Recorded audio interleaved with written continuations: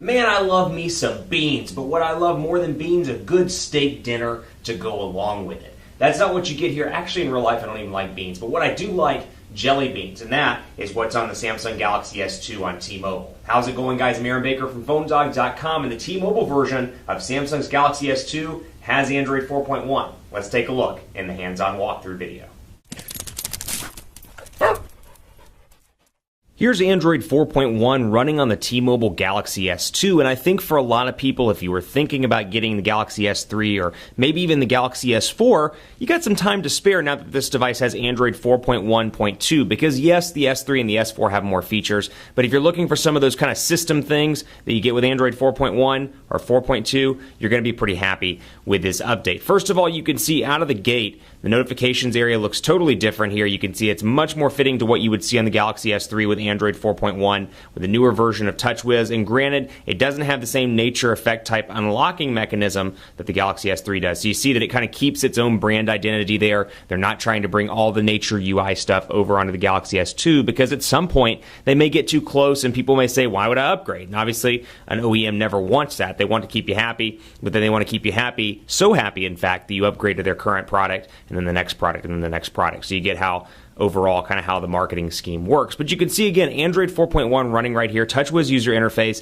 a lot of the same icons moved over on Android 4.1 on the Galaxy S2, and out of the box same T-Mobile stuff here, 411 and more, mobile hotspot, music hub. I actually shouldn't say out of the box, I really should say after the update or out of the update, whatever you want to call it.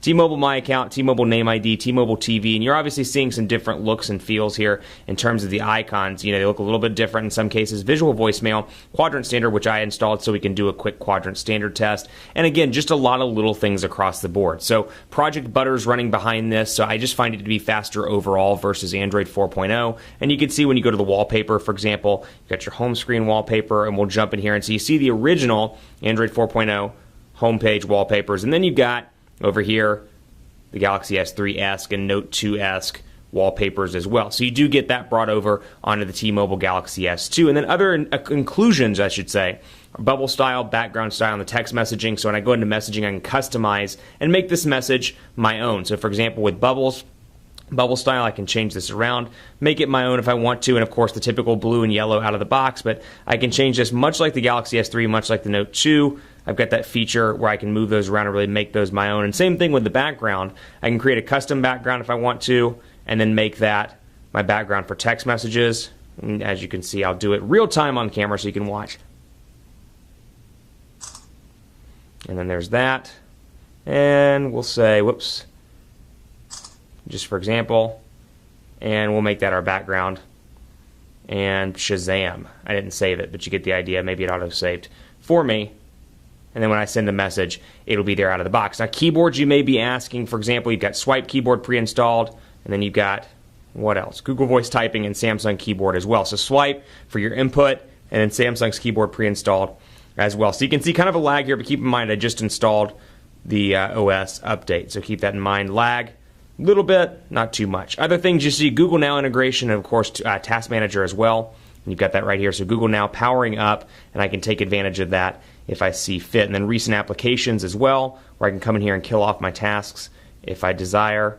And I've got those right there. So again, very, very similar across the board, at least in some aspects, to what you get from the S3 and the Note 2. So some updates like that really make it a nice little bump. Last but not least, let's take a look at Quadrant Standard here, and we'll take a look at the settings as well before we sign off, but we'll run the benchmark right now. So again, software very similar across the board. Let's go ahead and run this. It seems like it's taking its sweet time.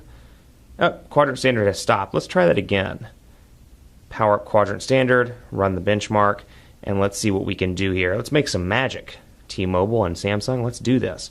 So Android 4.1.2 is the actual software that's updated. You get more of a revised version of TouchWiz, again, without the nature elements or without most of the nature elements. But what you do get that I like, and I'll show you in just a second, you still get blocking mode and you still get standard setup versus the easier setup mode. So perhaps you're buying this as a discounted device for your mom, your dad, somebody that's new to smartphones. You can set this up in the easy mode and make it much easier for them to kind of get accustomed to Android before you put them on full-on Android. So I'll show you that in just a second once we move through Quadrant Standard, but that's there.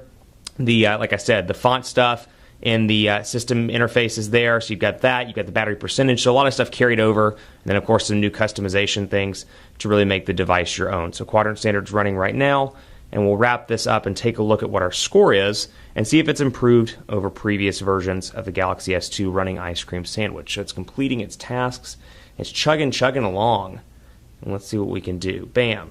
Proceed. And it looks like a score of 3,724. So again, for an older device, a device that's almost 2 years old, not bad by any stretch of the imagination. 3,724. Hey, it's just nice to get software updates, right? I should point out this is not an over-the-air software update. Due to its size, it's a huge file. You have to download it through Keys and install it through Keys. So you have to download that on your computer, get it powered up, plug in that USB cable, and you'll be good to go. Last but not least, show you the settings here so you can see what I'm talking about. Home screen mode, the option between basic mode and easy mode, so you can really make this a device that's easy for a first-time smartphone owner. And then you've got blocking mode as well, so a nice feature from the Galaxy S3 carried over and the Note 2 carried over onto this device, where if you have a blocking mode, much like Do Not Disturb on iOS, so turn it on, set it from 10 p.m. to whatever, 6 a.m., and you're not going to get any calls, text messages, with the exceptions of your allowed contacts. So very cool update. And hey, it's free, so go out there and get it, and let me know what you think of it. PhoneDog_Aaron on Twitter, Facebook, Facebook.com/Hi Aaron Baker. Let me know what you think of the new update for the Galaxy S2 on T-Mobile, and it actually is rolling out to Sprint as well, so take a look if you're a Sprint customer. Thanks for watching. Keep it locked to the site for continuing coverage. As always, I'll see you next time.